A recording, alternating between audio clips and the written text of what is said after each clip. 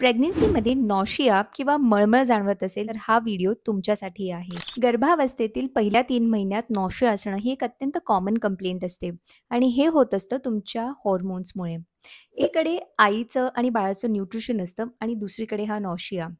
अशा वेळेस औषधांसोबत आहाराचंही तेवढंच महत्त्व असतं. आयुर्वेद शास्त्र यामध्ये काय सांगतं? चला तर मग जाणून घेऊया.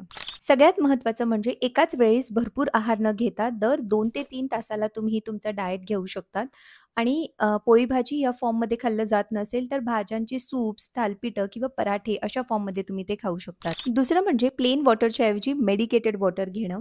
आता यामध्ये तुम्ही वाळा घातलेलं पाणी घेऊ शकतात कारण वाळा हा अँटी एमेटिक असतो. पचनसंस्थासुद्धा सुधारतं. त्यामुळे साधारण 1 लिटर पाण्यामध्ये 15 ते 20 ग्रॅम स्वच्छ केलेला वाळा घालून असं पाणी दिवसभर तुम्ही घेऊ शकतात किंवा वाळ्याचं सरबतसुद्धा तुम्ही घेऊ शकतात. तिसरं म्हणजे जिरेपूड घातलेलं डाळिंबाचं सरबत. डाळिंबामध्ये फॉलेट असतं, जे तुमच्या बाळाच्या ब्रेन डेव्हलपमेंटसाठी खूप छान काम करतं. तसंच ते हायड्रेशन मेंटेन करतं आणि पचनसंस्था पण सुधारतं. तसंच बाळाच्या स्किनसाठी सुद्धा डाळिंब खूप छान असतं. त्यामुळे दिवसभरातनं एखादं डाळिंब किंवा डाळिंबाचा ज्यूस असं सुद्धा तुम्ही घेऊ शकतात. चौथं म्हणजे चहा किंवा कॉफी घेण्यापेक्षा तुम्ही मेडिकेटेड टीज घेऊ शकता, जसं की जिंजर लेमन टी.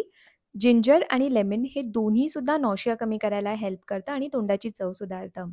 तर साधारण 1 कप कोमट पाण्यामध्ये अर्धा चमचा लेमन आणि जिंजरचा फ्रेशली काढलेला ज्यूस असा घालून तो टी तुम्ही दिवसभरातनं 1 ते 2 वेळा घेऊ शकता. आणि 5वं म्हणजे लाजामंडम. आयुर्वेदनुसार हे एक औषध आहे जे तुम्ही घरच्या घरी तयार करू शकतात. ज्याचे डिटेल्स मी कॅप्शनमध्ये मेन्शन केलेले आहेत.